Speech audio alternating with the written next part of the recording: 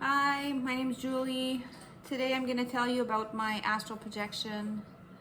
I've been waiting for this one for 23 months. I used to project a lot, but in the past 5 years it's been really hard, and in the past 23 months I've really wanted to have an astral projection. I'll tell you in a minute why, but I haven't been able to, and I've been really working in the past, let's say in the past month, but especially more in the past week, on getting my vibrations higher, meditating a lot, doing everything right, doing affirmations, trying to get back there. I think it's time, and I think I can do it now. So basically, I lost a pet dog 23 months ago, and I've been grieving really hard. That's kept me in a very low vibration state for a long time. I'm getting better, I'm doing better, I feel better, and that's why I think now I can probably try to put more effort into astral projection and get some results, because I did try initially. I wanted to go see him on the other side and I was unable to. So anyway, last night I tried a technique that's a technique you go to sleep for 6 hours, wake up, and then go back. You don't go back to sleep, but you lay down, you close your eyes, you meditate on your breath for a while, maybe 5-10 minutes, to make sure your concentration is there, and then you start with a exit technique. And I chose to try the rope technique, and I haven't been successful in the past with the rope technique, but last night I tried a modified version of it. And the modified version is you do the rope technique as usual. You imagine yourself pulling on a rope that's maybe tied to your ceiling, and that you imagine that pulling effect on the rope is helping your astral body separate from your physical body. And you do that until, eventually you start to slide out, right? But in this modified version, what happens is when you feel the sensations changing inside your body, your astral body, whatever, you get sensations like either vibrations or tingling, or you start to feel light, or whenever you get some sensation that tells you you're close, then you switch your perspective and you try to imagine yourself as if you're already floating above your bed and looking down on your physical body. And for some people, supposedly that can automatically propulse you out of your physical body, and that's where you'd find yourself. Like, just the act of trying to visualize that physical body from that perspective puts you in that position, and you're already out floating in your astral body. So I was trying that this morning. I woke up, so I put an alarm. I usually go to bed pretty late, but last night I did an effort, and I went to bed at midnight. I put my alarm for 6, but then I had a hard time falling asleep. So around 12:30, I said, I'm going to put my alarm for 7, just to make sure I had those 6 hours of sleep in me before I attempted to astral project. And then I woke up at 7 with the alarm. I went to the bathroom, came back to my room, laid down on my back, started the meditation. A few minutes in there, I started to look for the rope, tried the rope technique, tried to pull on the rope, wasn't working really fast. Probably took me at least 35 to 45 minutes before anything started to give results. And when that happened, I started feeling the sensations, and I started to try to see myself from that ceiling position. And it didn't work initially, so I went back to trying to pull the rope, and I did that for a few times, just trying to switch the perspective from being laying in the bed pulling on the rope to being on my ceiling looking down at myself. And eventually, this is what I call the click out. It always happens when I astral project. There's like a split second where you click out. It's like you faint or whatever. You lose consciousness for 1-2 seconds, and then you're back. Like you had almost fallen asleep, but you didn't. I call it the click out, because when that happens, usually I find myself, and this happens to me a lot, it's different for everyone, but to me, this is what happens is after I come back from the click out, either I'm super vibrating really hard or fast, or, you know, something's really changed in my body, or sometimes I'm already separating. So there's just a moment between being in the body and being out of the body where I click out. And then I come to and I'm partially out. But this time, since it's been long, I guess, I was really sticky. Let's call it sticky. My astral body, I could feel it detaching very slowly. And like if my astral body was sticking to my physical body, it was very hard, like pulling on me. And when that happens, it happens quite often, unless you're very high vibration already. But you have to really put some energy into pulling yourself out.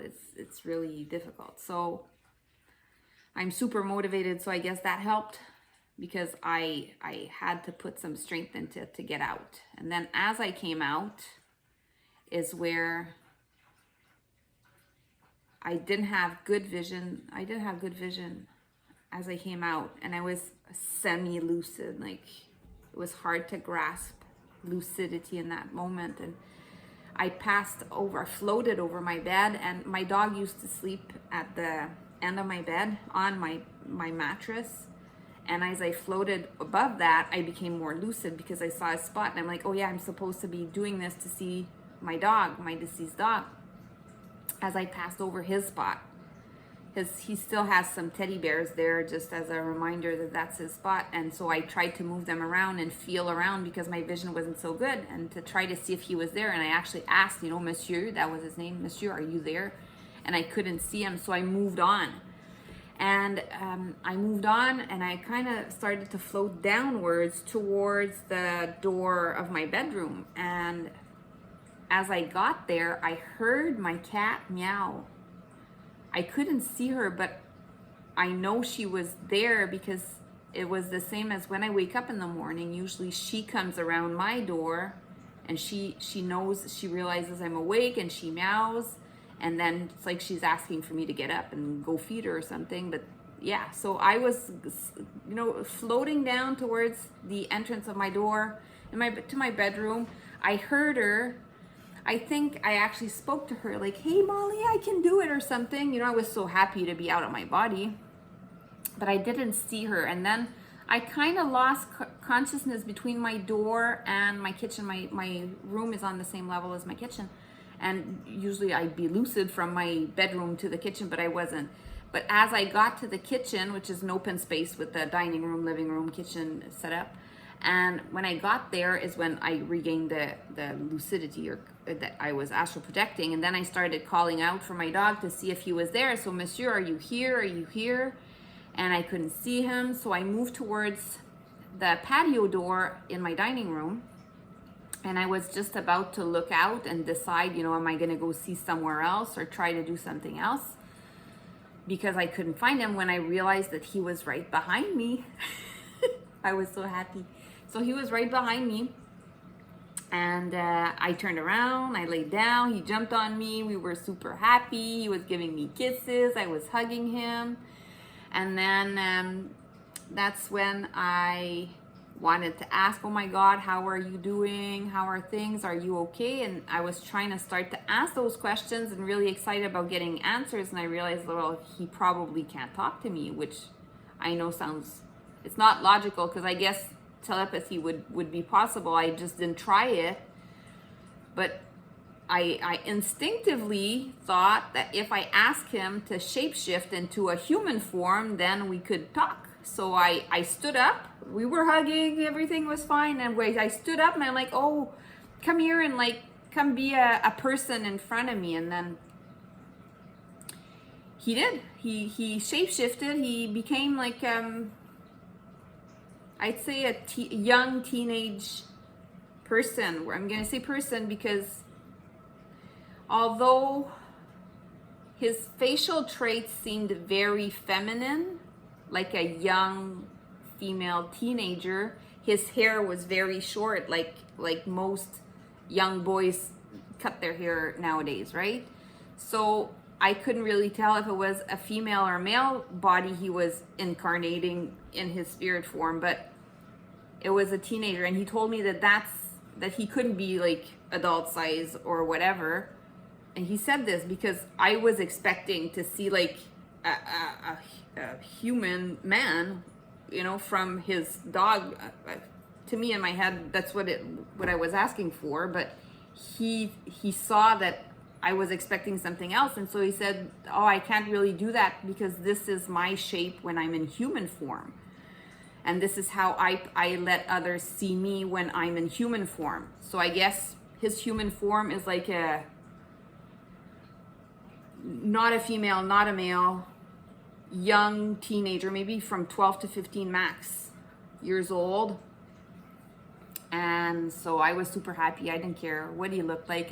We were talking. And so I tried to bring him to the living room so that we could sit and just like talk. I just wanted to know everything about what's going on with him. And we were moving to the living room. And then I heard him say, "I spend my time watching time pass." He said this in French. I'm French. And I hadn't asked the question already, but he said that, and that prompted me to say, "Oh, yeah, what do you do with your time now? Do you spend time here?" And so I was just excited. That was my first question. And we weren't even sitting yet. And he was just about to answer my question when I woke up in my bed. So yeah, I was kind of disappointed that I didn't get more time. I got maybe 3 minutes?